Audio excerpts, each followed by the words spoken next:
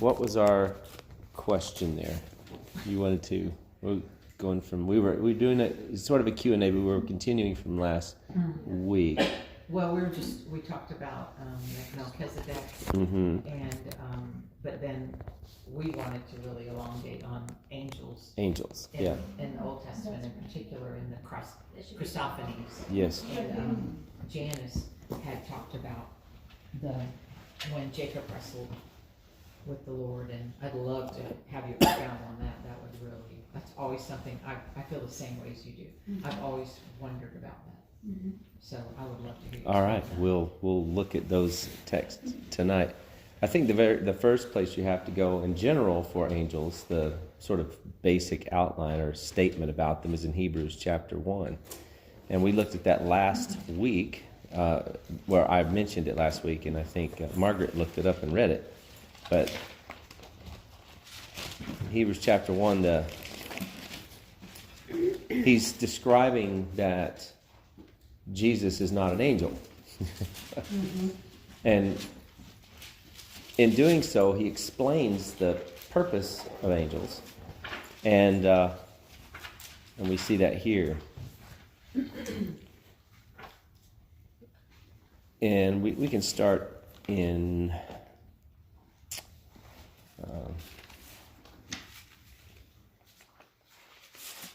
verse 13 says, "But to which of the angels has he ever said, 'Sit at my right hand until I make your enemies a footstool at your feet'?" Then he says, verse 14, which is the statement, "Are they not all ministering spirits sent out to render service for the sake of those who will inherit salvation?" So that's ultimately what the angels are there for. There's some service that they're rendering in some way or another to the people who would be saved and come into the inheritance of salvation, and thus the inheritance of God and the co-inheritance with Christ. And so they're just doing things to keep us safe, to watch over us. It was an interesting, it was a short video that Beth showed me the other night.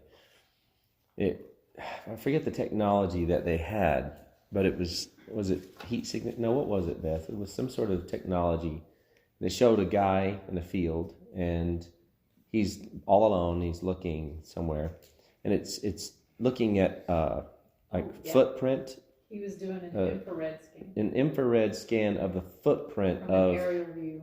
From a drone, and it showed the man, and then it showed like the other little thing, like it would show the infrared aspect, or just like the sort of basic outline of something by almost like pixels, kind of messy, and so you could see the fact that there's something there, and it looks sort of like a man. Drone pilot, and there was something next to him, where behind him, to his right, behind him, was like a 8-foot tall signature, and it looked like it had wings. It looked like it was a large man with wings, a very tall man, just like him, adjacent to him, maybe say from me to Nora.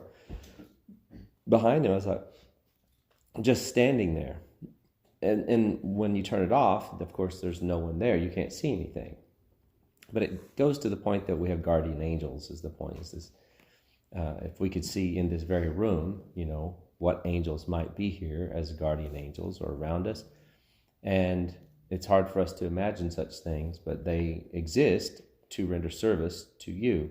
I've said many times to my family and to others that I'm sure they were busy keeping me alive when I was young. So I could get to a point where I could be saved for all my bike and motorcycle accidents and car wrecks and all that stuff that you do is when you have as kids.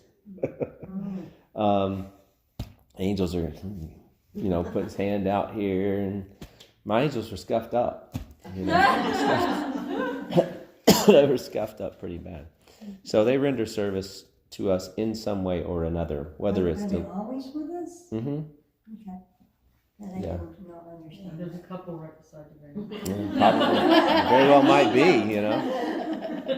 They're actually Yeah, It's hard to remember that though. yeah, that we have the angels are always with, you know, the guardians of God's children. And we know that because, I don't know where it is, but when Elijah said, if you could only see, To servant. yeah, if you could only see Mm-hmm. how many, there's more with us than against us, and suddenly the veil was taken from his eyes, and it was like, oh my God. Wow. Yes, the hilltop was all Yeah. covered in angels. Wow. It was a big army of angels. Yeah, anyway. Wow, Mhm. that's cool. What was that? It would be Elijah, Elisha, which is Second Kings, or yeah, I think Second King. First Kings is the man of God. Second Kings, I think, is Elijah and Elijah. So somewhere around, somewhere I think in Second Kings. So are they assigned to us, and is it possible that Yes. some of them could be past family members? Because there are times when I will smell my great aunt who has a unique perfume. I don't even know if they make it anymore. And just curious, are they assigned to us, and could they be past family members? There's no indication in the scriptures that any family members ever are ministering at all to the body of Christ. I mean, who's to say God doesn't have some special occasions? But as far as teaching in any scriptures anywhere that I know of, there's no indication, no teaching on that the family members are a part of that, because they're not spirits rendering service. They're children of God, and that's a different purpose, right? It's a different purpose. Are So they assigned to us, like she was asking? yeah, they're apparently. I mean, it seems by what Jesus said in Matthew, and unfortunately, I can't recall the exact passage, but where he says that that the angels are the guardian angels are ever with these children, and they're basically Jesus, like, assigned a particular possessive, like this is the angel of that child. Yeah, their guardian angel. Their just particular stands guardian before the angel Father. stands before the Father. And so each person, that's certainly those who are saved especially, have an assigned guardian angel, for sure. Even the unsaved. I think to a point, to the point of rejection, I would say, Right.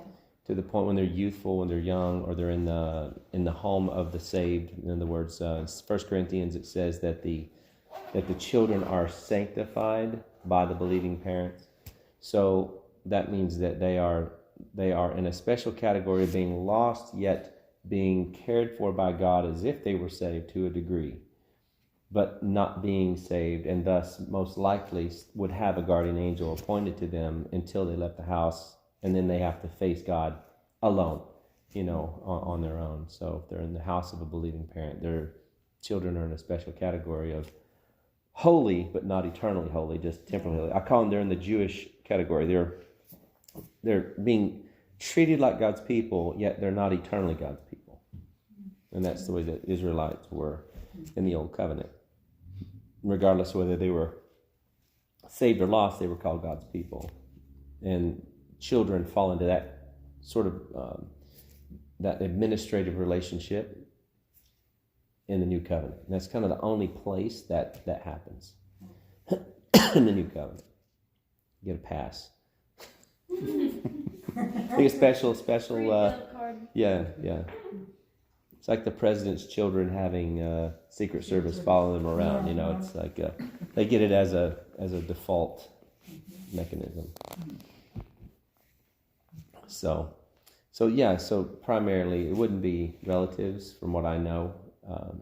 It would just be the spirits that God has sent forth, and they obviously answer to angels that answer to angels, because there's an administrative order to the ranking. They're ranked. Michael is an archangel, a head angel. Gabriel is an archangel. Does ark mean head? It means ruler. Oh. And when you see the word ruler in the Bible, it's the word ark.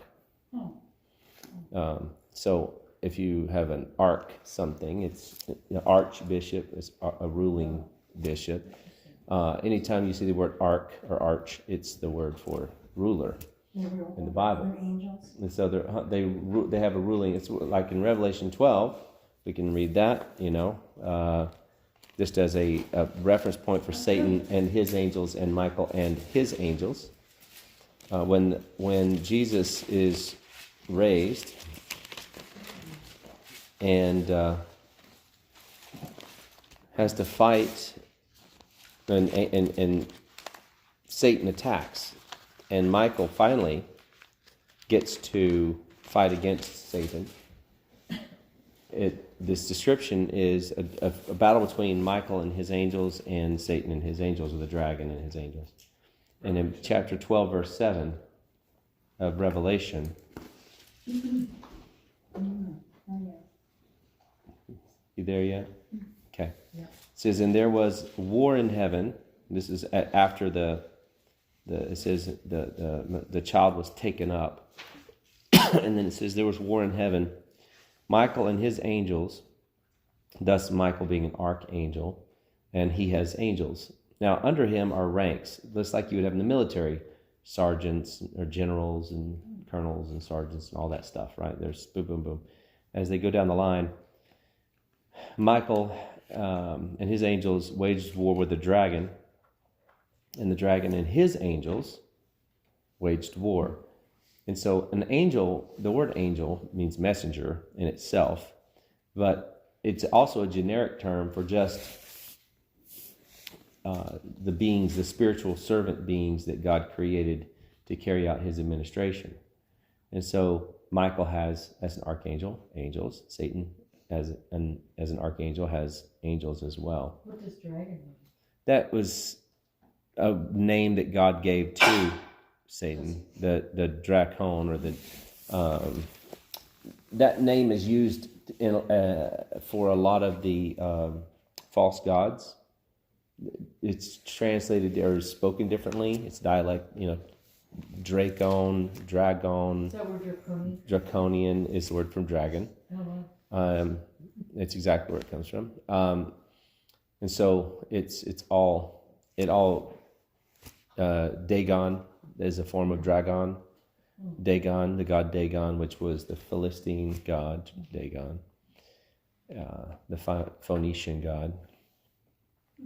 And so dragon, as in the book of Revelation, even he speaks of it at him as Satan, and Jesus calls him a serpent or a dragon as well, calling him Satan. So it's the same reference to him. And of course, you can see very clearly who it is as we continue to read. Michael waged war, and it says, verse 8, and they were not strong enough, the angels of the dragon were not strong enough, and there was no longer any place or a place found for them in heaven. And the great dragon was thrown down, the serpent of old, who is called the devil and Satan, who deceives the whole world. That's where he tells you exactly who the dragon is. The devil and Satan. He says that Jesus says it too, but in this particular text, as a footnote to that, the book of Revelation is not terribly hard to understand because it tends to explain itself if you read it slow enough and careful enough. Yeah. You'll say, who's that? Well, read a little further and it'll tell you, that kind of thing. So it says, Satan is the one who deceives the whole world. He was thrown down to the earth, and his angels were thrown down with him. Then he, of course, says he's going to be on the earth. He's really upset. Heaven's very happy. Earth is really sad. And, and he's waiting for his final judgment. Until then, he's really, really mad. He's going to cause a lot of havoc on earth. And that's what he's doing now, or trying to do now, and is being successful in many areas with that. So, so when you think of angels, you have to think of their administrative people, right? They're government workers, basically. Government won't say that. Uh-huh. Nothing. Yeah, they're government workers, and some of them go In other bad. words, devil. Yeah.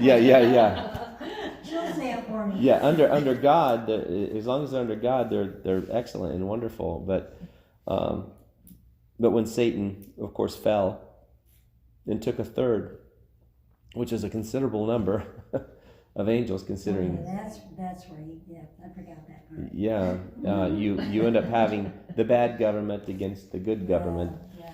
And the way it works, is, of course, until God brought about the death of Christ, his sacrifice, and rose him, Satan was technically in line with the law, and he was right on a technical basis, but not on the plan of God basis. In other words, God bought us on credit and paid for it later. Satan didn't know how he was going to pay for it, and thus he brought about the death of Jesus and nullified his own power through that. He didn't realize that by doing that, he was actually fulfilling the righteous requirement of God. Does the Bible say that? That Satan's complaint was that God did not kill Adam. It says you have to piece it together because he's the accuser of the brethren, right? And the law and him are tied together for sure. You get that through every New Testament book. As you weave that together, you see very clearly that his power is connected, the power of the devil, which was the power over death, and the law is the letter kills. So both the law is the power over death, and the power to kill, and Satan had the power to kill. And so both of them had the power to kill, which when Satan's power to kill ended once he nullified the law, because his power to kill was based upon the law. And so he didn't just have power to kill because he's Satan. He had power to kill because he was appealing to the law. And that was the whole discussion in Hebrews, is that his power was nullified when the law was erased. And thus now he's left with nothing concerning you or me. He cannot. Could he have killed Adam? He could have if God would have allowed him. In fact, that's, I'm sure, what he was appealing to do. He's the guy who does that, right? He would have been most likely the one called the death angel that killed the 185,000 Assyrians, that surrounded Hezekiah's kingdom right before Babylon came down. So he would have been the death angel who God said, okay, do your business. And he was allowed to wipe out that army in one night. He's also the one who would have killed all the firstborn of Egypt, being the death angel, like the specific angel. And he has the right to do that because we're all fallen? Well, he has the right, but not permission. Right. He did have the right. He does not have the right anymore. His power was removed once the law was 2,000 years ago, plus. But Because that was his position, or he was made for that purpose. Yeah. That was his administration, so to speak. yeah, and again, Ezekiel. that goes back to Ezekiel 28, which describes him with the breastplate of judgment built into him. So for sure, he was made for the purpose of judgment, since the breastplate is called a breastplate of judgment, and judgment just is for death, right? As far as God's economy. The heavenly law and the law of Moses are two different things, right? The heavenly law says if you sin, you die. It's a statement. It's not even a pamphlet or a sticky note. It's like a statement. If you sin, you die. Whereas the law of Moses is, okay, if you sin, you got a turtle dove or a lamb or a sheep or whatever, and this thing and that thing, and and you pay this off, and you say these, you go through this whole rigmarole. The law of Moses doesn't properly represent God's righteousness. It's the game they played to sort of represent it, but not a real representation. And the real representation is Satan, being the breastplate of judgment, is there to proclaim death is to come to this person, whether he does it personally or he has a guy under him as an archangel, right? He would say, you killed this person or this whatever. So he would be the one rendering judgment. And God stopped him and did not allow him to do it. And that's what the issue was between them. The issue would have been faith. Satan believed he should stick to the letter of the law, and God said, you need to be patient and believe me that I have a plan to fix it. That would have been the only logical thing that could have happened that caused this whole problem. And so, though it is not explicitly said, it is clearly taught in that Satan being, what does he masquerade as? An angel of light, right? And he masquerades that way because that's his general nature.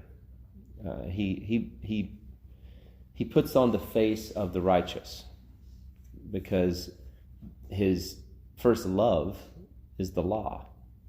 And since the law kills, God had to erase the law to stop him from having an accusation. So he is no longer the accuser of the brethren and no longer has the power over death.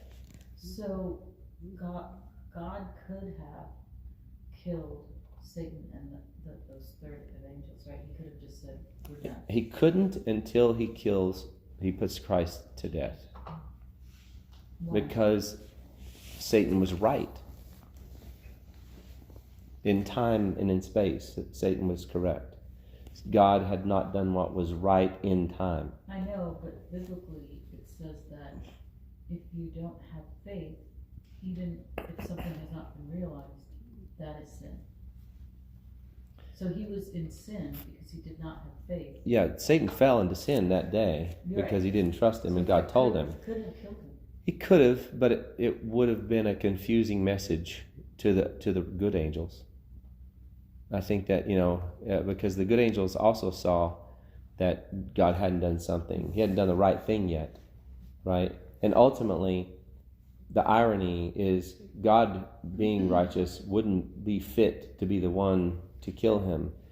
It would be the priest whom is the killer, right? And Satan was the priest who's the killer. So the right order of things would be to let Satan be the killing one, do his priestly duty and kill Jesus, so that in his mind he's fulfilling his duty in doing so, not realizing it. He's actually canceling out his own power. Why would he be right to kill Jesus? Well, it was right to kill Jesus because God didn't kill Adam. However, from Satan's perspective, the trickery of God, if you will, was that rather than just making him from dirt or Jesus like he did Adam, right? Because he could have done that.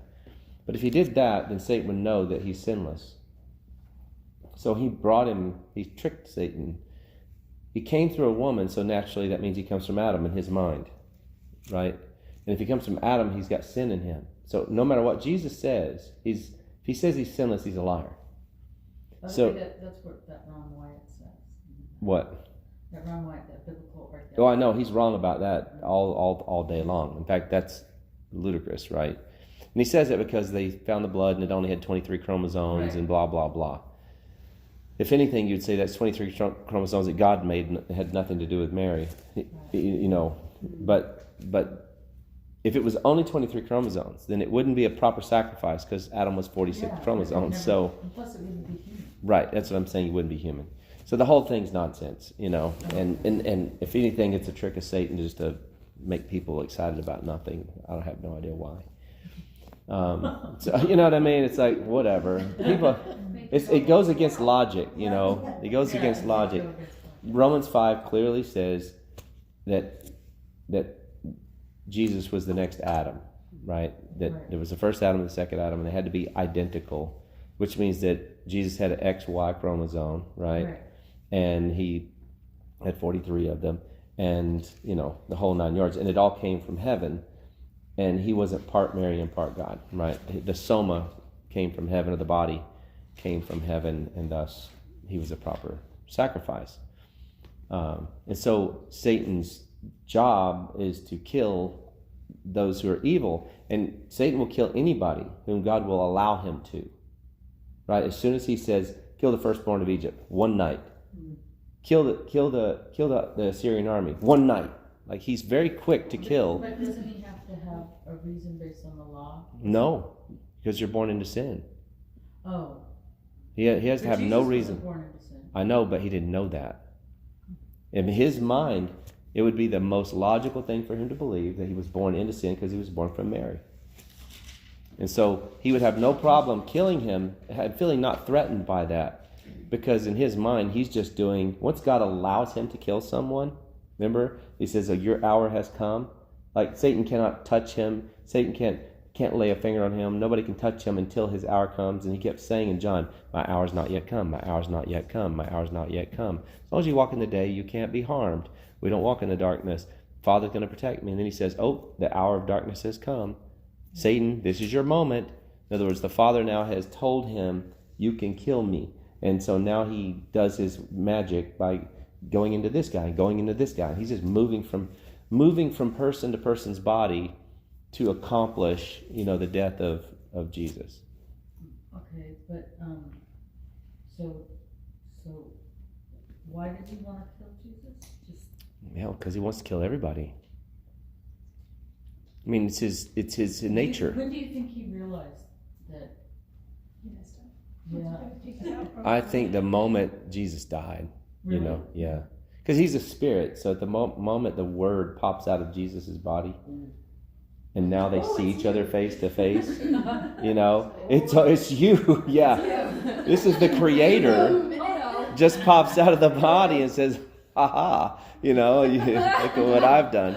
And so I'm sure it was at that moment, because it was after that he went and made proclamation to the spirits down in Hades to explain to them, as Peter describes it, to explain to the angels in prison that because those angels who are in prison saw God love Adam, right? They saw God not do righteousness, Right. and thus do love. They saw God's love, but not his righteousness in display, as Romans 3 puts it. And so he went down and explained to them God's righteousness has been accomplished. Because from God's perspective, it's very important that everybody who saw his love and not his righteousness needed to also hear about the fact that he is in fact righteous, and that way his integrity is intact. So when his judgment happens, there'll be no accusation against God. Jesus is the one who says, no, God's righteousness is intact. I'm the one that took that righteousness, and I'm the one that took that After death. Jesus died, he could have killed Satan. Yes, he could have, and he's still got a final purpose for him, and that is we grow and mature against a dark world. And not just for him, you got to remember, going back to the angel discussion, he calls the angels his children as well, his sons, his children. So even though they're our servants, they're called his children, the Father's. And so there's a childlike relationship with the Father that's unique, that we don't have, and we have a relationship they don't have.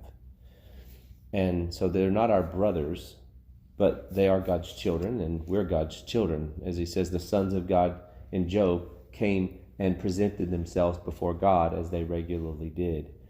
And so that's multiple times that's mentioned in the Word of God. And so angels per se, then that's what they're called. So there's a relationship that they have with him that is childlike.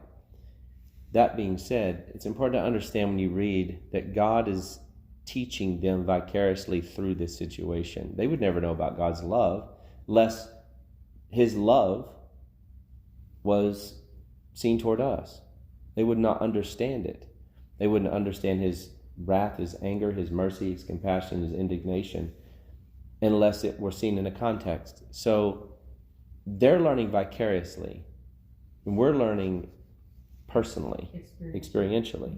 When you say that, you mean the angels? The angels. Well, So, who cares? I mean, they can't go to heaven anyway. well, what I mean is the good angels, Michael, Gabriel, all those that are in heaven, Oh, okay. all the ones that are there now, The angels are in heaven. they look at God and go, "Oh, wow! I would have not. I didn't understand that about you, right?" Gabriel, Michael. Yeah. So they're learning and maturing as they watch this whole thing unfold and come to understand. But they are in heaven then. The good ones are, Yeah, and the yeah. bad ones are not. Yeah. Now there's a separation. There was a time before Jesus died that the good and the bad could go back and forth, right? And you see that in Job, another illustration. Satan would present himself. You also see it in, I think it's 1st or 2nd Kings. No, it's in 1 Samuel when David is king, right? I think it's, where is David's king in what book? 2 Samuel? 1 Samuel? 2 Samuel? Anyway, I'm not sure. my mind's scrambled right now. But anyway, yeah. Would it be correct in just making the connection between like at the time he was allowed back into because of the fact that on the basis of the law in heaven he was righteous. Well, he was righteous based on law, but not based on faith. Right. And that was the difference. Right. Satan. Yeah. But that's what I'm saying. It's like because he sided with what was written, God allowed him to play a part in this whole scheme. And the part was God wasn't going to kill Jesus. He needed someone else to do it. The one in authority that he had given the right to do it, and Satan was the one he had given the right to do it.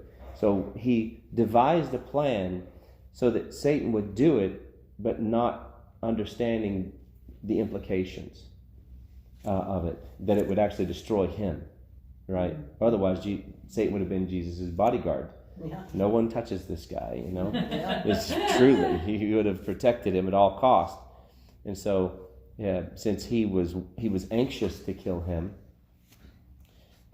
in his mind, he would have saw Jesus as a really cool dude who's a liar and a little bit boastful, a little full of himself. Because he claims to be God. He claims to be God. He claims to be a little bit special. All this stuff.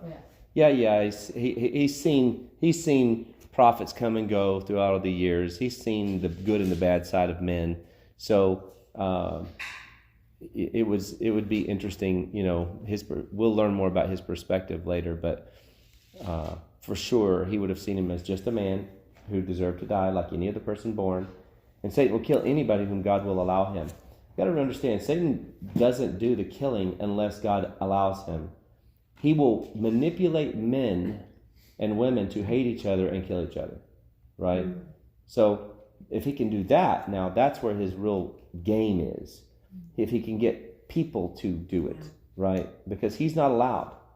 And so that's when him being the one who's the teacher of the world or the ruler of the world, he's the one propagating ideas and thoughts and concepts in the world that propagate hate and segregation and separation and all this kind of nonsense that we saw the last 4 years. Yeah. But I think that he was in charge of worship. Well, Isaiah 14 talks about him having musical instrument in him. And so the lyre, I think, maybe. And the liar had a liar. And that's Isaiah. I believe that's Isaiah 14. Or Ezekiel 28 speaks of Satan as the one who had the occupation of having the breastplate of judgment, the breastplate of gold, 9 stones, all that. Isaiah 14 speaks of him as a moment of pride and his beauty and his musicalness, right? So we can look at that. Mm-hmm. He did. He must have. I don't know if he led worship, but he was certainly musical. There's an assumption there that we all draw, but let's just say he was. There's this weird thing about music, it's so used to sway people. Well, yeah, it's very powerful, emotionally, but also that industry seems to be completely ruled by Satan.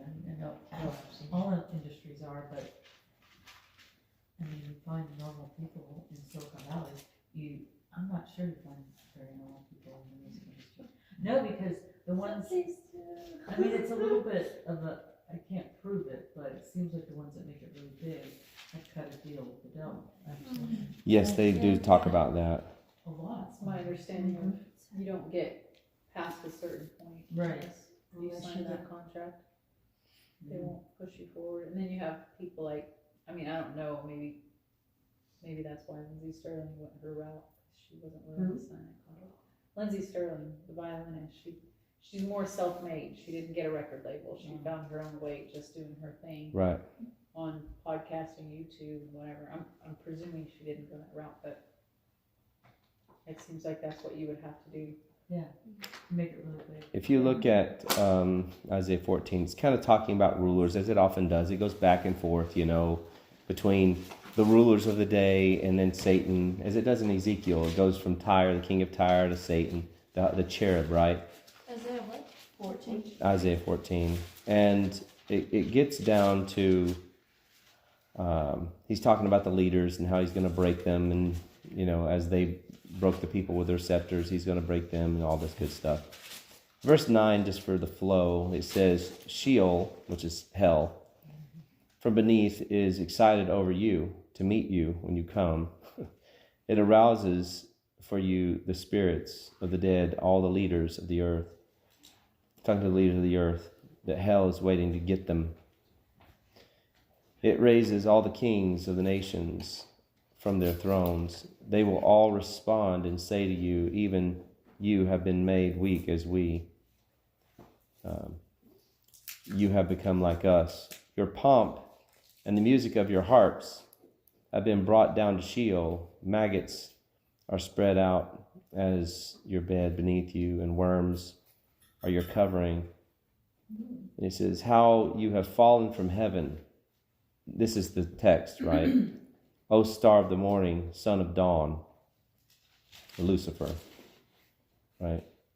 And it says, you have been cut down to the earth. You have weakened the nations. But you said in your heart, I will ascend into heaven, or ascend to heaven. I will raise my throne above the stars of God, and I will sit on the mount of the assembly. In other words, the assembly of the angels, in the recesses of the north. I will ascend above the heights of the clouds. I will make myself like the Most High. Nevertheless, you will be thrust down to Sheol, to the recesses of the pit. Those who see you will gaze at you, and they will ponder over you, saying, is this the man who made the whole earth tremble, who shook kingdoms, who made the world like a wilderness and overthrew its cities, who did not allow his prisoners to go home? All the kings of the nations lie in glory, each in his own tomb. But you have been cast out of your tomb like a rejected branch, clothed with the slain who are pierced with the sword, who go down to the stones of the pit like a trampled corpse. It just keeps on going. It's talking about Satan, He talks about men or rulers, and then he groups Satan into it. And so when you see that, the music of your harps, verse 11, and then you have fallen from heaven, that's where they get a lot of this from, where he has musical instruments built into him kind of thing. But it's not necessarily taught directly, but it seems that he was musical and he did love music. And it's ironic that spirits, evil spirits, run from beautiful music, right? Remember Saul? He had a demon, and how did you get the demon out? You get the harpist, and you play a music to the Lord, and worship music to the Lord on a musical instrument causes demons to flee out of people. So, that was the basically worship was a mechanism to rid them of being inside of a person. Because it's so close, it brings you so close to God. I guess. God's presence. Maybe they just can't stand Certain music. Yeah, certain music. I don't know. Faith. Those things that, when you put sand on the plate and it vibrates the frequency. Yeah. I saw something where someone did that with secular music, and they started by playing healing frequencies, like frequencies we know are genuinely healing the body, and they would make certain shapes and patterns that were very crisp. So then they tried playing secular music on it, and it was completely disrupted, no shapes made, just bouncing all around. Yeah, But then chaos. they played worship music, and you were seeing those patterns. You got the beautiful patterns. Yeah. It was so cool. I was like, dude, I know, it's wow. amazing. Now we can look at, you were saying the wrestling with the Jacob. Let's go to that passage now. Janice is happy. Yeah, and we can talk about that. And that is where at? That is 30 something. Real quick, can I ask a quick question? I don't want to go too deep into it because I know you asked once and answered her question. Yes. But I remember asking before, but it was a long time ago. I don't think I fully 32. understood it. Was 32, by the way, Genesis 32. What is it? Ellie. In Revelation 20, Mm-hmm.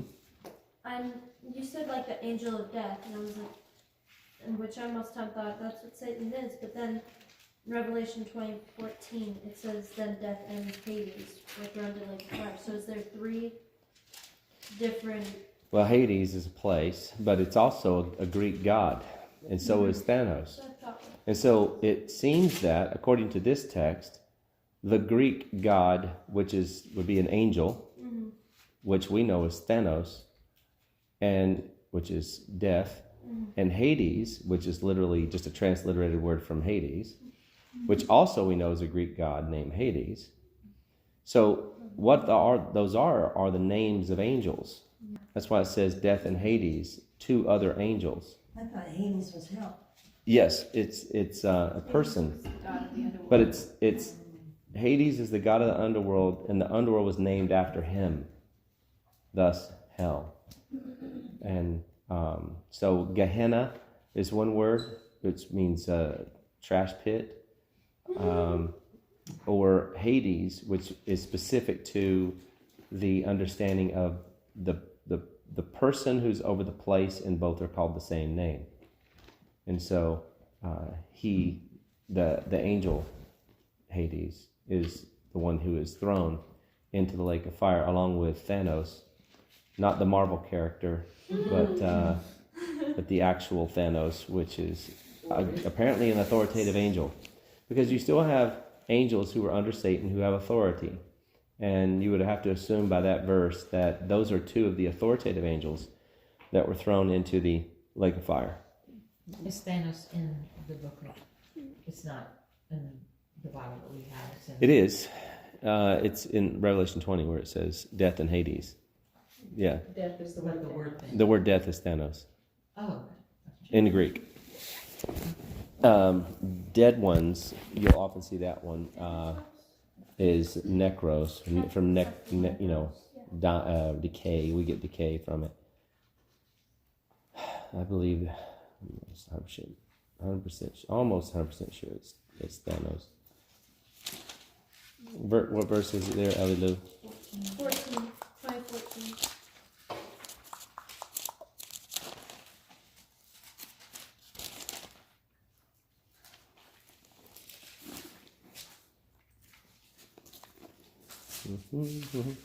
Yeah, Thanos. It's Thanatos in the Greek, but I say Thanos because most people know Thanos. Thanos and Hades, which is just a transliterated word from Hades. Thanatos. A better translation was Thanos, right? Yeah, Thanatos or Thanos. That's confusing. Death and Hades. Yeah. Well, the word death is like if you were to say, like it says in Romans, that we have a body of death. We have a body of Thanos. It also says we have dead bodies, which is the word necros. So it uses both words to describe our body, which is a dead body or a necros body. But he was an entity. But he was a person. Yeah. Many will An angel. speak to death, He was an but angel. It's a person, so Yeah. He's an angel. to understand. So considering he was like referred to as a person, but also the place named after him, saying we have a body belonging to Thanos, would it be talking about him or just the place? No, it's talking about him in that text because Okay. it's clear that it's talking about, when you read it, you go, Yeah. this looks like a person. He's talking Yeah. about a person. So he's talking about persons, and then he throws in death and Hades. Now, you could say that the place itself might go with him since it's his location, but most likely it's just the person, because all the people are coming up to the great white throne of judgment, right?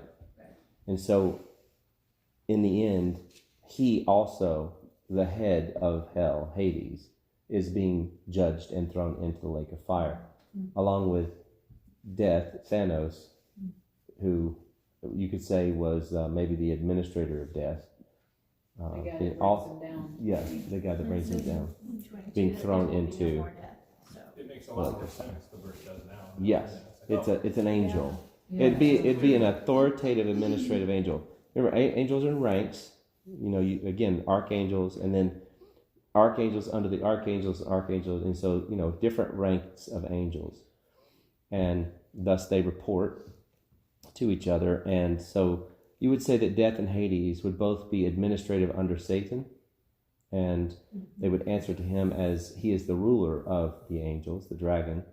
And so they would have been high-ranking angels under Satan to carry out his bidding.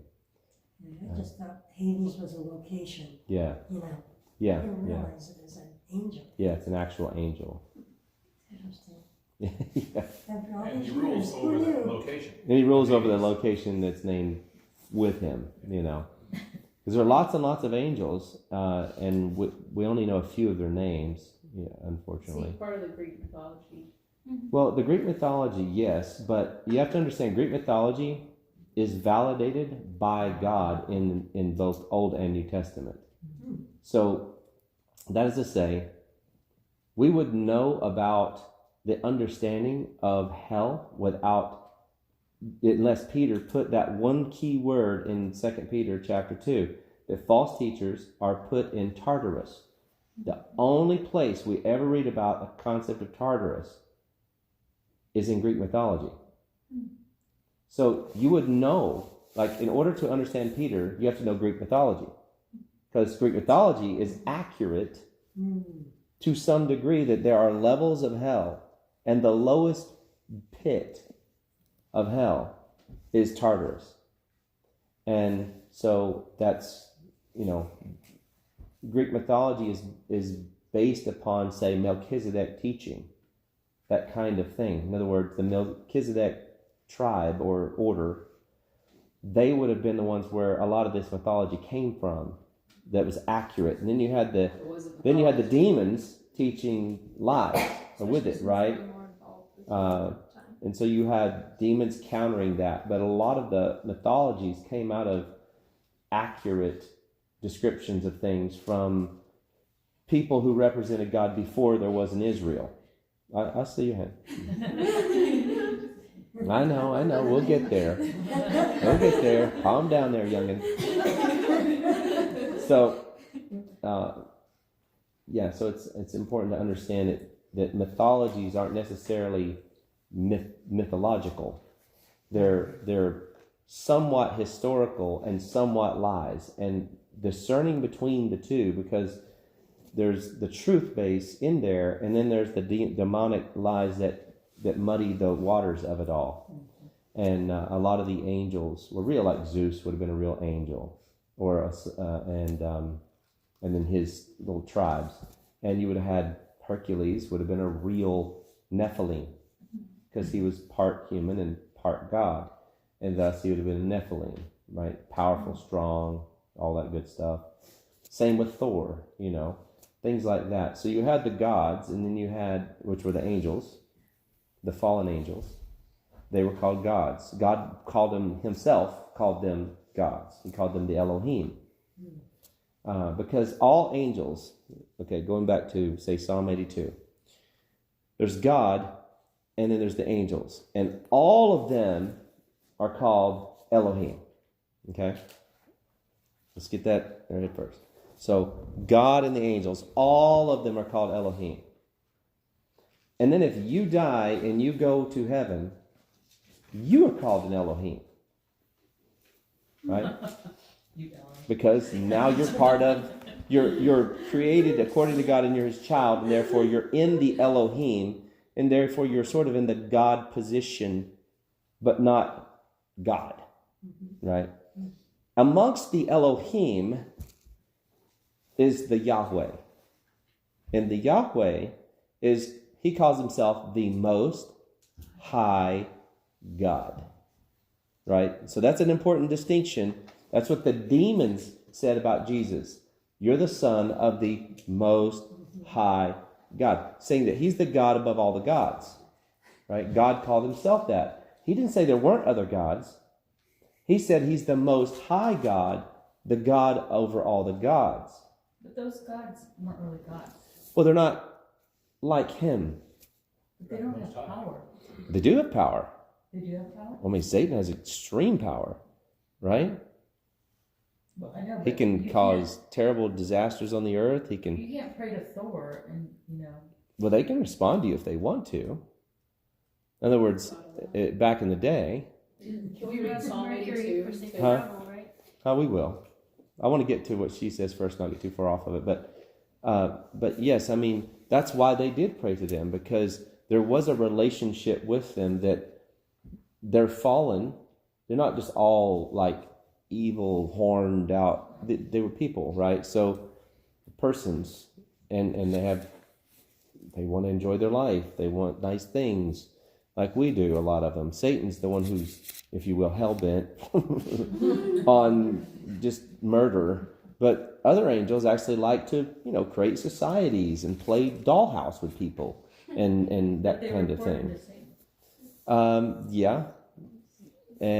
But it's kind of like there's no honor amongst thieves kind of thing, and that they do, but it's a ragtag group. They fought. Let's put it this way: they fought against each other. Did the 200 report to Satan at first? No, they weren't part of his. Right. And but they also ended up many of them in prison. So the original 200 watchers that fell that wasn't under Satan's. Watch, That wasn't part right? of his fall. That was a whole separate thing. But they would have fallen under his command eventually, and all that, Eventually, yes. right? That's what I mean. But at the time when maybe it's just- the gods, the Thors and the Right. whatever, that wasn't like his operation necessarily. That was their own. Right, and that's true. If you read the mythologies, they were fighting a lot until there was consolidation, right? So as they fell, they all fought amongst themselves until Satan pretty much took full command. But it wasn't like I said, it was kind of wild, wild west amongst the angels for a while. And I didn't basically, hear about that. because they're all fallen, and so it's not like they're just going to submit for no reason whatsoever. Satan was given rule to accomplish what God wanted him to, but many of the angels were very independent in the way that they carried out their intentions. And so, but Genesis 32. Huh? Oh yeah, you had. I don't want to get too far off what we're doing here, so go ahead. Just what you said, I was listening through the Iliad and the Odyssey, and just Grecian Yes. mythology as well as many other mythologies. But through this in particular, they constantly refer to, because there's all these scenes where the gods talk amongst themselves. Yeah. This god and that god over this and that and the other. They will talk amongst themselves about the creator God and how no one can, they must go and ask the creator God if they can do this. Yes. Or no one knows like the time of death except the creator God. The creator God, Or they right. cannot move it. mess with this area because the creator God said. Yeah, the gods in like the Greek writings, and in the Sumerian writings, and in the Indian writings, all of them Native American. are terrified. All the gods are terrified of The the creator God or the Most High God. Those are the two key things, the creator or the Most High. And all the gods, in all the writings, at some point will mention that they're underneath like a restriction. And they can only get away with so much and do so much. And they're allowed to sort of do their evil little things, but there's a point where they can't cross. So you're saying like the Hindu gods, that they're real? Yes. Yes. Wow. They actually have hundreds. Well, I know they do. They had a lot, yeah. They had a lot of gods. Well, they had a lot of children. I mean, look at the temples that they made. It wasn't done by human hands. I don't know if you've ever seen one of those suckers, but it's like taking the Pyramid of Giza and carving it into absolute beauty and magnificence. A million sculptures.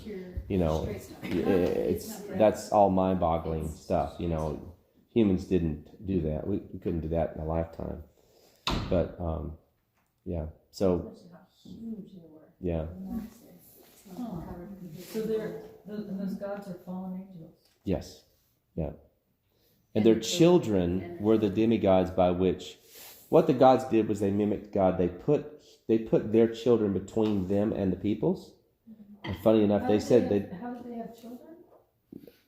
That's a good question, but the answer is simple. God made angels with the ability to procreate. The Nephilim. And so the children, which were half human, half angel, were called the Nephilim. And God... So angels couldn't procreate among themselves? We don't know that. In fact, at least if you read Sumerian writings, it's clear that they can. But we don't understand it. Like, I don't understand. I don't know if it's true. Like, I don't know if that's where the lie is. I have no idea. Like, I just know that it's written that they can. For instance, Marduk is the son of Isis and Enki, right? So Enki, which is an angel, Enlil is his brother, and Marduk is his son. And Marduk, we know, is real, so we know it's not fake. Because God says, I think in Jeremiah, that he's going to punish Marduk and make sure that no one ever worships him ever again. And he's going to rid him out of Egypt. And so the validation of Marduk is by God himself in our Bibles that existed. And only the place we find him is in the Sumerian writings. We write about his exploits, that he was going to be the... Is Egypt? No, that would be Iraq, Iran, that whole area over there. Okay. All of that area. Okay. He called them the dark-headed, curly dark-headed people, back in the day. And so, Interesting. yeah. So the angels are a very complex system. Yeah. And they fell in phases. We'll read this and we'll go to Daniel before 9. And Sorry. and no, we'll make sure we get to it. Yes, yeah, go ahead, yeah. Angels have to leave their heavenly stature and then come to earth in more like a human form. Now, these were fallen. Yeah, some of Talking about fallen, they left there and that was their thing. They left, and did they not come here as fallen angels in more of a different nature than they were in heaven, since they left that? I don't know the answer to that to one. me, I like angels, the procreating angels in heaven. I'm not saying that. When they left that, Yeah. they came here. Well, they didn't, like, for instance, the 200 that Enoch talks about, by the way, that is validated in Genesis 6 and everywhere else. And of course, the 200 that met on Mount Hermon, they are the ones that came down and made a covenant to sleep with women. So it's that the sin was the crossing over of sleeping with women, and it seems that happened before they had, like that, they fell as they did that. So which means that they believe they could have good relations. What?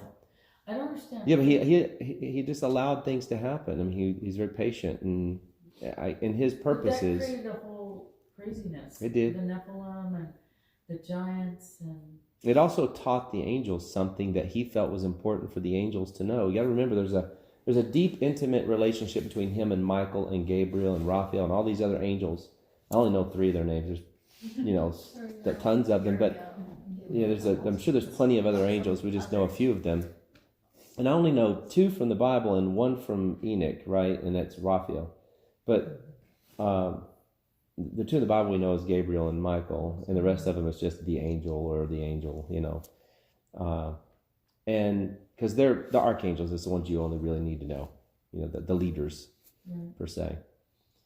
And so there was a lot of them, and Weren't they male? it seems that most were male. We don't know if all are male, well, there were Greek gods that were feminine, right? Yeah. Just in the Bible, just talking about. Yeah, all the ones that we know in the Bible, from my observation, were male. Right. And so they looked down, and they did not have the experience of procreating in heaven, because they were mainly men, male angels, and they were looking down on earth and seeing women. Right. And that's when, That's what we would get from the Bible, and that's why I said I don't know. From the Bible, that would be the idea. Mhm. However, in other Greek, Roman, Nordic, all the other writings, Sumerian, there are feminine angels, Yeah, there are. and they have babies. Okay, but And that's a myth. And there's the well, that's what I mean. But there's truth in the myth, like because the Bible validates a lot of the truth. That's what I mean. So I don't know where the truth and the lie is. That's why I just said, yeah, absolutely, I agree. I mean, that whole thing is right, Asherah. Asherah poles, which is the same as Isis, which is the God same hated as Asherah and validated her existence, right? Asherah, Isis, she was a very predominant female angel in all of history. In fact, she's the number one female that God hates the most. You know, she is. She's named Asherah, the Asherah But poles. aren't these man-made idol? Aren't these all man-made gods? No. They're And it's a ISIS, and these are Egyptian.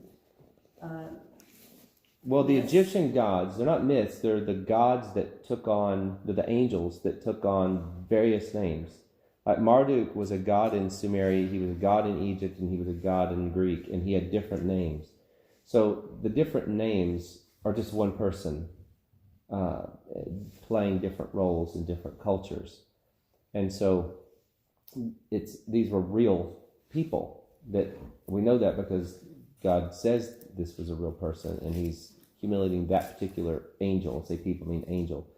So again, I don't know all the answers to how, but there was a female that he does dignify as a very important. He never says that she's not real. And in fact, I'm not saying she's not real. Yeah, what I mean is somebody. A lot of mythology is somebody's imagination. right. There- Well, I wouldn't. It's not there is imagination. some It's lies basis by of truth demons. there, but Right. unless, and I think God would hate anything, any idol that man creates, and he would name them and call them out by, Sure. you know, that sort of thing. I just haven't seen that in scripture with there's female angels and they're procreating in heaven Right. and that kind of stuff. Exactly. The only thing you have is a reference. Again, it's like, how do you know about hell unless you go? How do you know about Tartarus unless you go to the Greek writings? You don't. But you would just think of hell as one place, right? Well, I think anything And- he specifically calls out. for Right. sure. And that's what I mean. If the only place to learn about Asherah is in the Sumerian writings. So if I were to go, who's Asherah? Oh, it's Isis. Okay, who's Isis? Well, you could say it's either I go to the Egyptian writings, and since all the Egyptian writings are pretty much not there for us to understand, the Sumerian writings are more easily historically written out. And so you learn a little bit, but like you said, which is where I say there's caution, right? In Timothy, it says that the doctrine of demons through the hypocrisy of liars. So there's a lot of truth, and that's where you got to be careful and go, well, I know what it says, but I don't know what the truth is in that. But I do know that God does speak against this guy and against this woman particularly, and maybe she is made up, or maybe it's just a male angel being a transgender, you know? Who knows? Yeah. You know, I mean, that's the whole Baphomet is a transgender angel, you know, representing himself as part female, part male, part animal, you know, kind of thing, this transhuman, transgender, trans whatever thing. And so this is like a really dark angel presenting himself as all kinds of different mixed things. And so it's hard to know the exact truth, but we know that at least there was an angel that represented him or herself as Asherah, Isis, and Ishtar, all the same person. And that's all we know, that all validated. And in the Word of God, Asherah is the Hebrew dialect name for her. There were several Greek goddesses, like Alcyone, she bore several children with Poseidon. Right. And those children would have been Nephilims. No, because there were two angels. Oh, yeah, the angels, right. No, the angels, right. No, That's what I mean. And we don't know how much of that is like lie from a demon or is it true? Like, Right. that's the part. It's like, where does the mythology end and the truth begins? And sometimes. And I think we'll be surprised. I mean, Which are I don't know. But I think that'll be a fascinating thing to learn in heaven, like, were there female angels? And, I remember an NDE, and again, NDEs to me are like Greek mythology. There's a lot of truth in them, and then you don't know where it ends, right? Yeah. But there was this one lady who went up to heaven. She saw where the aborted babies go, and they have to grow up from being baby spirits into being a normal age spirit. And the female angels, she was talking about they were female angels, they're caring for the aborted babies. And I thought, oh, well, that's cool, so there's female angels. I guess, maybe that's the case. Who knows, I think heaven would be pretty cool with both male and female angels. I wouldn't want a bunch of stinky male angels everywhere. Who's gonna doll up and look good and smell better, right? Male or female? He said we're not going to be male or female. Well, he said, Neither male nor female. yeah, but we will look. The point is, in that text is your spirit. Your spirit is not male or female, but your body in heaven will be a female body, and my body will be a male body. So you'll look the way you are, and I'll look the way I am. It's more like we're all one spiritually. We're one spiritually. Thus, we don't have the. Adam and Eve they didn't even know they had such a radiance about them that until they sinned. Yeah, Yeah. they didn't Now know. I would imagine we would be back to that state. Absolutely, and even more so because their radiance was on top of dirt, and ours is on top of a divine nature. It's coming forth from a divine nature, and so our radiance is much more glorious and spectacular than Adam and Eve's could ever have been. And we don't regain their glory; we get a far surpassing glory than they had, and so a lot of that won't matter per se. But I would be terrorized if heaven was all men, because women are so much more beautiful to look at than men. And goodness, I disagree. No. Yeah, I'm glad you do. I'm just thinking of women and young girls. They're my 5 daughters. They're like flowers in the garden. Yeah. Women are so they're like flowers. They're beautiful, and men are tough and they have their beauty in their own way. But I think about the most beautiful things in the world, and I think women and the female is like that in my mind. But. Well, when I asked you to do a lesson on angels, I thought we'd just do a lesson. I think this could be a couple lessons. Oh yeah, for sure. We'll definitely do a few lessons on it because next we'll go a little bit more technical through it. But look Don't at get too far out there, though. no. Let's just like I said, we'll go through it like just a little bit closer to the text so that you don't get too far bewoozled. Yeah, but it does then beg the question, like, then why did they have to sleep with the human women and, create Nephilim? They didn't have to. It says they saw women and they looked really hot, and they were like, dude. And the thing is if you have an angel and they're watching man and woman go through a sensual activity, and they see the whole thing and the beauty of it and the excitement of it and the physiology of it, and they go, wow, I'd like to try that. I'd like to experience that. And that's what happened. They were watching it and going, that looks like a magnificent experience. I wouldn't mind having it myself. Hence the watchers. Hence, Nephilim. They'll make it creepy. Well, considering that, Beth, if you think about it, that every time we've ever had relations, the angels are watching. I'm like, can you guys turn your backs? Go in there for a minute, Like our guardian angels or what? Yeah, I don't mind. That's their job. Yeah, but it's, Yeah. but then somehow, it's a weird thing to think about. Somehow, It's all weird, yes. Well, God's always watching, It's like, I'm not even saying they're watching, but the angels somehow have sperm. Yes, they and do. can impregnate Yeah, a woman. that's what I said. It's mind-blowing. Weird. Yeah, they have. It took me a while to just. That's why I said if you were to go logically, since they have sperm, that means there is some aspect of procreation built into the economy of God in some way or another amongst the angels. That's just a logical deduction, not a truth, right? It's just go, wow, if they have sperm. When they came down, Well, I don't believe into that. I don't believe they can create themselves into having sperm. I think that they would have to be a fixed reality Angels, I think, are given the ability to take on human form and to take it off, right? Or to become visible and invisible. I don't know maybe the they dynamics came of that into physics-wise. human form.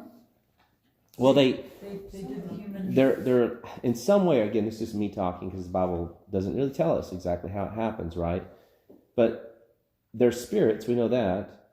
But somehow, some way, they can put on a human form or manifest a human form or something of that nature. Two men that. That's what I Some was of you saying. have They had to entertained take on angels. that and Yeah. So it's like, procreate. Yeah, That's what I was saying, Yeah. that they left the ability to go back and forth in a invisible or a material, I guess a immaterial Yeah. form. They left that to take on a permanent physical form. possible. They could not go back to heaven after they'd taken on Well, they could because they did. Satan did it. well, Satan takes on a physical form, and these he's angels came down and procreated with men. Oh, with women, yeah. They became. well. In order to do again, that's just all speculating because, I mean, I don't think it was. I would say that maybe just the fact that they procreated, but just to take on a physical form doesn't disqualify them. Because Satan would take on a physical form, and then he would be able to go into the body of a person. They took it on in order to. Yeah, in order procreate to, right. with women. Yeah, that particular. It's possible that that, but it's also possible they were still allowed to go back and forth. If I Like, I don't know. understand, Greg, the time, that epic, or epoch, that season, God was communicating and like he had administrated through these watchers. Go down to earth and teach them this and teach them that. And, Right. you know, Daniel basically, chapter you're 4. the mediator between me and them. You're going to tell them and go to each one and he put them over the world and divided up the world so they each have their space Right. and they were supposed to go to men. And so we see that historically. Right. You know, the sky people came down and taught us how Right. to do this. Taught us All how the to do that. cultures talk about the sky people came down and taught them their culture. Yeah, So I mean, there all was a of them. Yeah. position that they were in All that cultures. wasn't error, where Yeah. they were interacting somehow with humanity. Right, they were doing what they were supposed to do to interact We with know that humanity. from It's the just when they if they tripped were- up and they started then having sinful somehow- relations with women. Yeah. But if they were sky people, then let's say you're an ancient Indian or whatever, and they were different. They weren't like just other people. Right, they were Yeah. different. They were different They were different. forms. Of course, To some degree. they weren't Picasso. Actually, they kind of were Picasso. Picasso wasn't very good, but it was that literal drawings. But they weren't really great at detailing out. You know, they're not artists per se. When you're drawing on a rock wall with a rock of your people No, coming I'm just in, saying they look. not giving yeah, an they look different. exact description. So, yeah, we don't know really what Yeah. they look like, but then you think, okay, so human women said, yeah, let's. No, you know, they let's didn't. get They it got on. taken. They were taken. They were taken. Yeah, they were taken. They were. It was Probably forced. scared. Yeah, they recorded it. You know, Doesn't it say like, well, like one of them's one of the angels. Inky's flying up near a river. He's in his little spaceship, and he's flying near a river, and he sees two blonde-headed, blue-eyed women, and he grabs them and has relations with them, and he puts them back, and then leaves them back in their tribe, and he comes back 9 months later, and he waits for them to have their babies, baby cycle? and then he takes the babies and and so forth. He And so takes on. the baby. Takes the babies, yeah, because they're his in his mind. You know, they're half his, and so Oh, he so Nephilim weren't raised by humans? generally no. A lot of times the mother would die in birth because they were giants. They would kill the woman. Yeah. What did you guys talk about last Never mind. Yeah. I know they're terrible. It's a terrible thing. Science fiction movie or something. Yeah, no, but it's not. I mean, if you look at Ezekiel chapter 1, some angels are. You say the lower level angels 9 pounds is pretty heavy. had to ride vehicles, right? And in Ezekiel chapter 1, Ezekiel says, "I see this thing, and there's this guy in the middle, and there's two angels on each side, and they're in these vehicles, right? They're spinning with these lights." He says eyes, but they're lights, right? Basically spinning around. And if the angel looks to the left, the vehicle goes to the left. The angel looks right, goes right. It's like the Apache helicopter that we have. So the pilot's linked into the machine. And so you have him, you know, at some point being picked up by that and taken around and all this stuff. So some of the angels have to have, they're not like super angels like Satan, they have to have a vehicle. They can't just fly where they want to go. They have to be taken or go to a specific place. And so, yeah, they're transported. So I know the angelic world is an invisible world to us, but it's a physical, real world, and it's happening all around us with vehicles and stuff happening and stuff just going down all the time. Some of them got wings, some of them don't. I didn't think they had the technology back then. Mm-hmm. Yeah, well, Ezekiel tells us they did, Yeah. And so, in fact, pretty wild, actually. Ancient history. But it's still kind of happening. You still hear stories of women that say that they were raped by aliens. Yeah. They call them aliens now. Yeah, right. Yeah, they see something outside their window. I mean, it's very strange stories, and you think, okay, these people are crazy. Yeah, I thought they were kind of cuckoo, but... Huh? Well, it's funny that, and this is something I've heard from a guy who an investigator of all these stories. He said every single time someone called out Jesus' name or rebuked them in the name of Jesus, they would leave. So that is an indication that, of course, this is a spiritual encounter, right? Not just some sort of weird thing. Well, I believe in the fact that angels who are not, this is not their habitation, would be considered alien to this habitation, right? So aliens would be the angels that aren't supposed to be doing what they're doing, basically. So Satan, you would say, is alien to some degree from this culture, even though he has been now thrown down, and you could say he's actually a resident now. but yeah, to us he's an alien, but in reality he's an immigrant. Yeah, he's an illegal immigrant. Yeah. And if we didn't know it, but the National Enquirer is true. Yeah. To some probably at some times. So aliens are most likely either governmental vehicles doing their experimental things. In our day and age, you mean? What now? Aliens in our day and age, you're talking about? Yeah, in our day and age, aliens are either a governmental things happening, or it's fallen angels doing stuff they're not supposed to be doing. And the world would think we were absolutely out of our mind if they listened into all this. Well, you'd be surprised that most people would actually say, "Oh, that's really." Oh, yeah. Most people today, from my experience, people today, because that show Ancient Aliens has been going on for almost 20 years. They've been priming society with that show for a very long time. So people believe in aliens. But they're looking for an understanding of like how do angels and aliens. And now the question is, even on all the podcasts that are major podcasts, the whole connection between angels and aliens has already been made. So the general populace already knows what we're talking about. You'd be surprised most people would be like, "Oh yeah, oh you know too," rather than being surprised, we go, "Oh you know too," and now we can talk about it. Yeah, everybody's afraid to talk about it until then you talk about it. But so it's not uncommon anymore. There's been testimony in front of Congress. Yes, I mean people absolutely. that have seen UAPs, which are the machines. It's true. That are not of this world, and they've testified in front of Congress. So there has been kind of a priming. Like the average person kind of, like they may not really know now, they just know something's up. Yeah. Right. And then you read they it there. This, they say, it's pretty interesting. It's pretty bizarre. It's very bizarre. Sci-fi. It is sci-fi. She's reading Ezekiel 1. She's like, "Oh my goodness." Read it, Margaret, read it. Now you read Ezekiel, like it'll send your hair. So weird. Go ahead, read it. Well, let's see. Just the part. 17 maybe? Sure.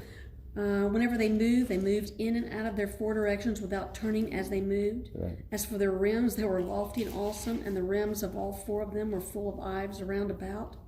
Whenever the living beings moved, the wheels moved with them. Right, so if they Wheels. move this way, the wheels, what he's talking about is a spinning thing. Yes. Right, a flying saucer with lights on it, basically. It's the iconic UFO description. And whenever the living beings rose from the earth, the wheels rose also. Right, so he's I've looking seen at some Martian movies like that. Yeah, he's basically looking into the cockpit at the being, and he sees the being go up, and the thing goes up with it. I mean, this is a primitive goat herder 3,000 years ago, right?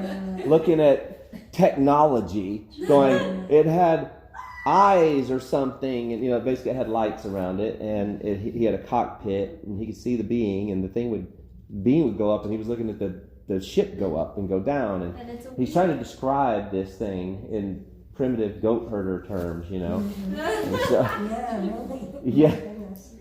so it's a very interesting discussion, and that's not the only place it discusses that. Remember another time it talks about he took him by the hair. Basically, there was the ship didn't take him in the ship. It attached him with some sort of Oh my gosh. magnetism or something, and it grabbed him and it pulled him up to the bottom of the ship, and then took him in the air to the location. He was held. Yeah, it talks about that I just Ezekiel. wonder if they don't make some of these movies after. I know. Oh, yeah. Well, I think a lot of people got their inspiration from not just the Bible, but also the Greek, all the mythology. Yep.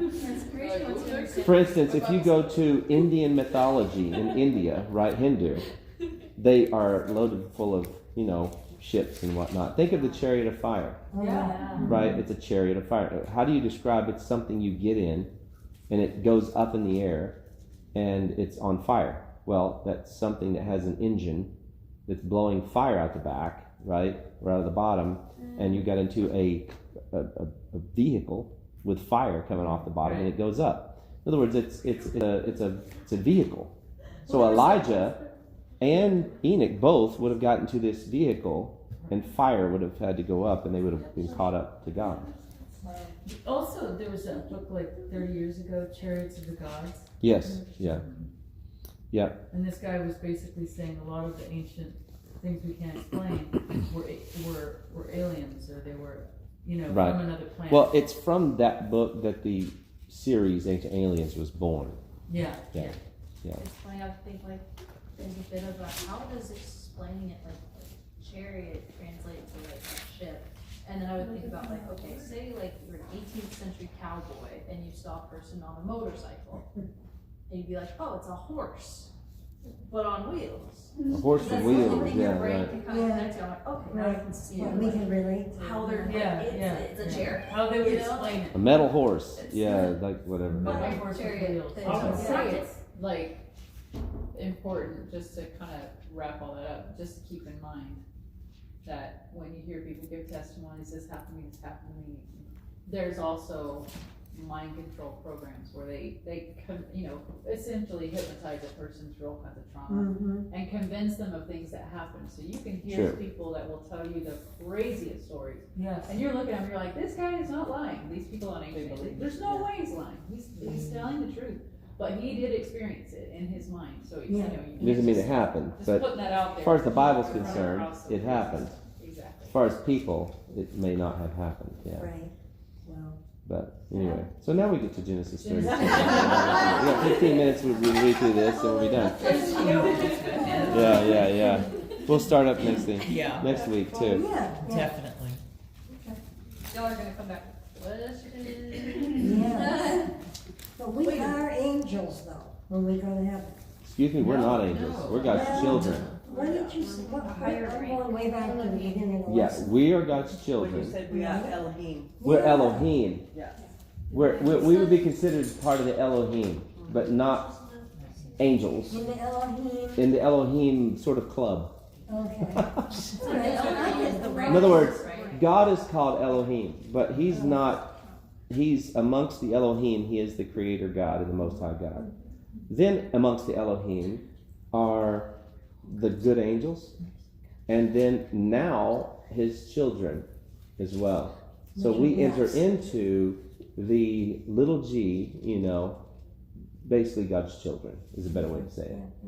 But the reason why I say that is because even Samuel is called an Elohim when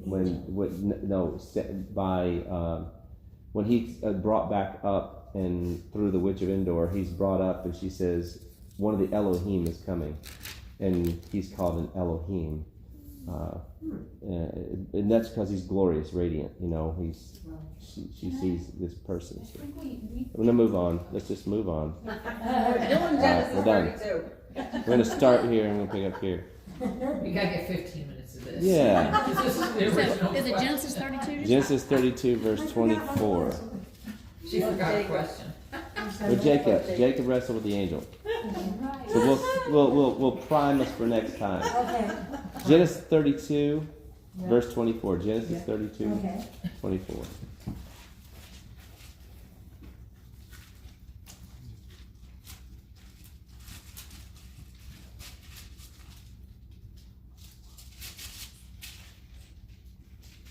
All right. So Jacob, it says, then Jacob was left alone, verse 24, and a man wrestled with him until daybreak. Like, I don't know why they were wrestling, but apparently they were just having a good old Greco-Roman wrestling match. I'd like to know why. Yeah. But nonetheless, when he saw that he had not prevailed against him, he touched the socket of his thigh, so that the socket of Jacob's thigh was dislocated while he was wrestling with him. That's a nasty little trick. That doesn't seem right. It says, then he said, let me go, for the dawn is breaking. Again, why? Yeah. I'd like to know why that's important. Why is it the dawn? He's not a vampire. So what does the sun coming up have to do with anything? But he said, I will not let you go unless you bless me. So he must have had him in a good arm bar or some sort of neck choke or something. Who knows what he had him in. Jacob was a strong dude, apparently. Even with a hip out of joint, he was doing some butt kicking. And he's holding him down, And that's an interesting thing, because it's like, it seems that when the Lord took on human flesh, he allowed the human flesh to be the human flesh and didn't give it like He-Man powers, Superman powers, right? Because how could Jacob possibly beat this guy, that's the Lord, who eventually turns, does not deny what Jacob says. He says, so he said to him, what is your name? And he said to him, Jacob. He said, your name shall no longer be Jacob, but Israel, which is Ish, which means man, and Ra'el is God, the men of God. For you have striven with God, and I don't even know how to say that. You've strived is what I would think, but Mine says struggle. Yeah. I like that better. Yeah. For you have struggled with God and with men, and have prevailed.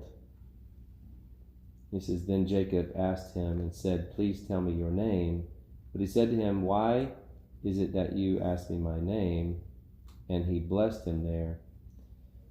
So Jacob named the place Peniel, for he said, I have seen God face to face, yet my life has been preserved.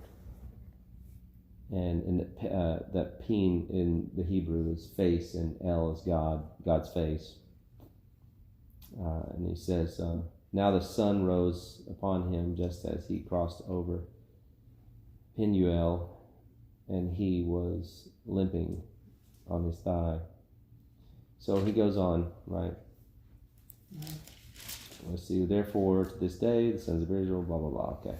So in that case, like, it's a mysterious thing of why did this even happen? Right. Except that maybe Jacob is the one who got startled by somebody, by him coming up, because it's dark, you don't have lights, it's terrifying at night, and the Lord takes on human flesh and goes, says, how you doing? And Jacob's like, gives an attack mode, and they start battling it out. Yeah. Wow, that's It's, number one, it's a man's man to be battling all night long and I was not about wear to out. say, that's some fighting stamina. That is fighting stamina right there. Maybe And it's weird that God could never power him. That's kind of weird. Yeah, well, that's what I'm saying. He could if he used his God power, but as he did when he dislocated his hip, he touched his hip. So he wanted to, he could have, but Was it God? well, the rule of thumb that I used that I was describing to them was anytime you see an angel, when it's an angel and they're worshipped, they always say, stop worshiping me. Like, don't do that. I'm a fellow servant of yours, right? And so the reason I would say this is probably the Word in this case. I say the Word because the Word is the one that would be the front man for the Yahweh, the Godhead. The Word is the one who became Jesus. And he would also be the one who would be this person in this story. And so the Word, I would say it's the Word because he doesn't tell him that he's not. He doesn't say, stop that, don't worship me, don't say that to me, I'm not God. He doesn't say I'm not God, right? Every other time an angel says, stop bowing down to me, get up, get off your feet, that kind of thing. He says, stop it, don't worship me, I'm a fellow servant, I'm a servant to you. Here he doesn't say that. Here he doesn't say that. So the rule of thumb I use is whenever the angel either when it basically disregards it or pushes it off or says no, then you would say, okay, that's an angel. But when he accepts it, I would say, okay, that's the Word, the second person of the Trinity, in taking on human form in that case. And since he asked him to bless him, he's saying you have the power to bless, so you're God. Yeah. Right. And the angel didn't correct him. Yeah. Say, oh, no. Yeah, and with him, I would think if it was an angel and he says your name should no longer be Jacob but Israel, he'd probably say like, thus says the Lord. Or, Yes, right. as the Jesus, Lord when he told me named to say Peter, to he you, just simply said, your name is now going to be Peter. Same with Paul. Your name is now going to be Paul, not Saul. And in this case, he says it's no longer Jacob, it's going to be Israel. So you don't say, like she said, in the name of the Lord. You just see a direct address, which has authority with it. You would have to be God doing that. Yeah, that kind of. Signing a different name. Yeah, direct address. If I'll read to you Revelation, and as a chapter 1, I think it is, where he sees the angel. It's in 28 in Genesis, though. It says you have striven with God. Right. What? That point also points to it. Mm-hmm. Right. Even the angel itself says you. Yeah. Is that him saying it? Yeah. It's him saying it. Right.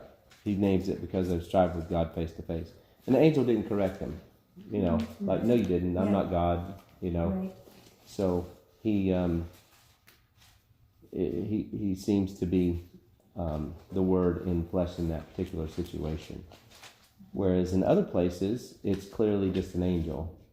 Sometimes he would show up and have two angels with him, like with Abraham, going into Sodom and Gomorrah. It was the two angels went down, but the Word was there talking to Abraham. And it was the angels who went and got Lot, right? And not the Word. But it's amazing, the angels, when if they have a certain authority, they can have a certain amount of power, right? Mm-hmm. They blinded the men of Sodom and Gomorrah, which shows power, and they, one angel had at least, maybe it's, whether it's them doing it or their word and God is honoring their command, kind of thing. I don't really know how the power works between angels. Maybe they don't have power and God just, if they say blind them and God blinds them, I don't know exactly how it all works. But when the angel said, "You shall be mute," to John the Baptist's father, then he was mute until he was his name was given. John's name was given.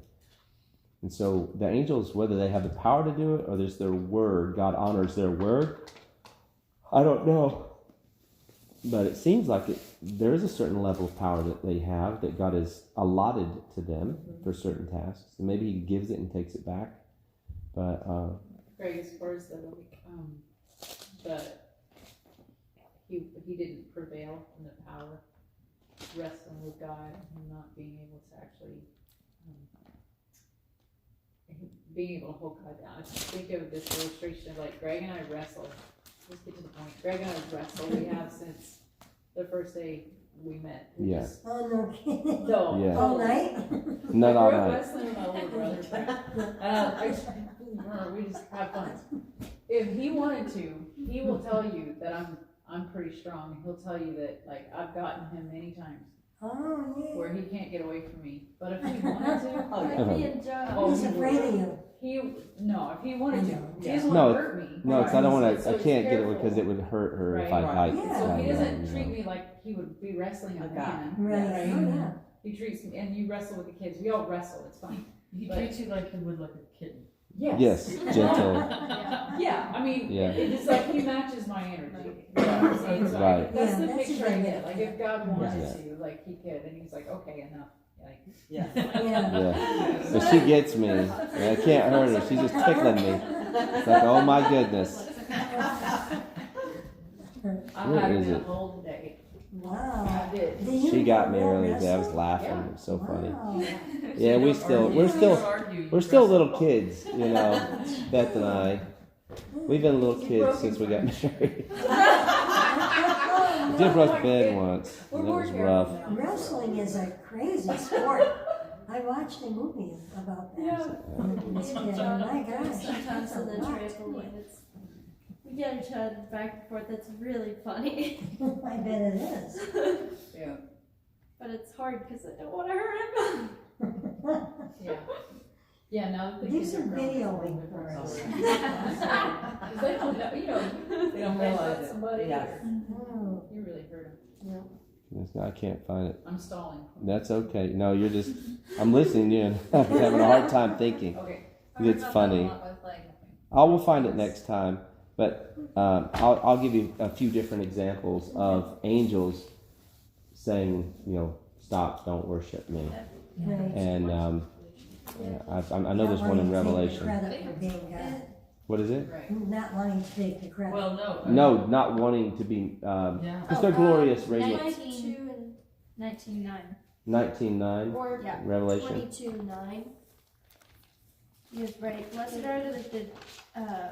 Blessed are those who are invited to the marriage supper of the Lamb. And he said to me, these are true words of God. And then I fell at his feet to worship him. Yeah. But he said to me, do not do that. I am a fellow servant of yours and of your brethren who hold the testimony of Jesus. Right. Worship God. For the testimony of Jesus is the spirit of prophecy. Right, so there's an example, one of many. There's Old Testament and New Testament examples. I was thinking of one in Daniel or one of the small prophets where the angel says, don't worship me, stop that, get up. And, because they're so radiant and beautiful, and it's such shock, to see something like that. And people And- get afraid. Yeah, immediately you think this is God showing up because this glorious being, and you wouldn't think that the angels are so glorious, they're so radiant. Yeah. Which is why the people saw them as gods, and even the fallen angels, because they had a glorious, radiant disposition. And but good angels will say, don't worship me. I'm a fellow servant of yours and of your brethren, as he says to John. Whereas when God shows up in human flesh, he doesn't correct them. He says, well said, Yeah, just do not be And so that was where is a Christophany or a manifestation of the Messiah at that time. People often say it's a pre-incarnate of Christ, but it's not really a pre-incarnate of Christ. It was a present incarnate of Christ, because the Word was always the anointed one to come, right? So the Word was the anointed one. The Word was the Messiah. He just hadn't come yet, but he was always the anointed one. And we know this from Acts when he says Christ was slain before the foundation of the world. So that means that the Word was going to be, or Jesus was slain, particularly it says Jesus was slain for the foundation of the world. That the Word was going to be was designated as the anointed one to come and die. So when he manifested himself in the Old Testament, it wasn't that he was doing something. It manifested himself before he, before he became the Christ. He was always the Christ. The Word, the second person of the Trinity, was always the anointed one. And he just, in that moment, manifested himself in some form of flesh. We don't know if he looked like he did when he was Jesus or not, but we know he just looked like, to me, most likely a human form that would make them feel comfortable. something that wouldn't freak him out too much. And so much so that Jacob felt comfortable enough to wrestle with him. Wow. And Abraham was excited to see him, right, when he came, and wanted to.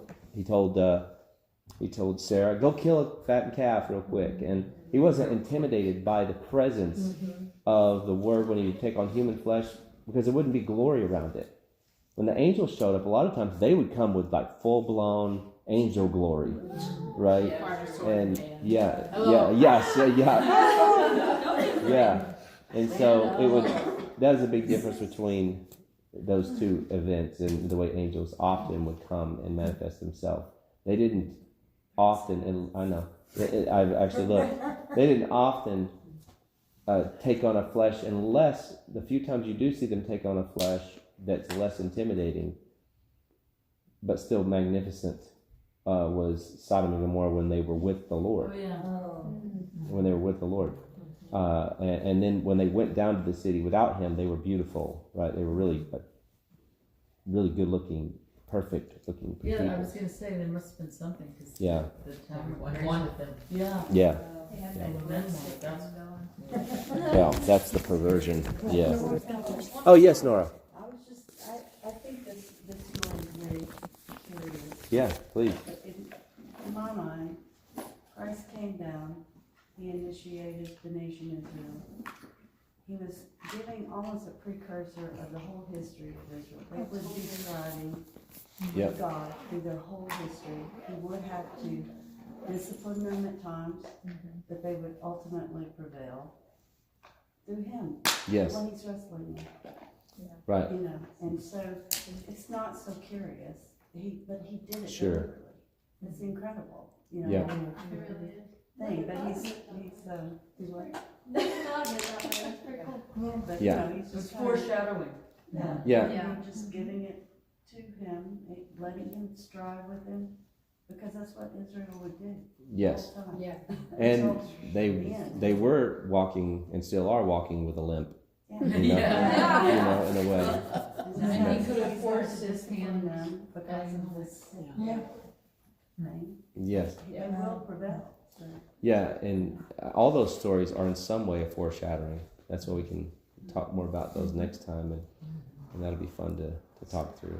So, all right. Thanks for the lesson. Yeah, you're welcome. We'll cover more and hopefully bring more light to more areas next time. Father, thank you so much for our time. May you bless us as we leave. Give everyone good sleep and help them to recover well from long nights of being awake. And may you bless them and help their bodies to be refreshed. And thank you so much for the love that we all have for each other and for you. And may you continue to enrich our love in our hearts and our desire to walk in the life that you've given us. And we pray in Jesus' name. Amen.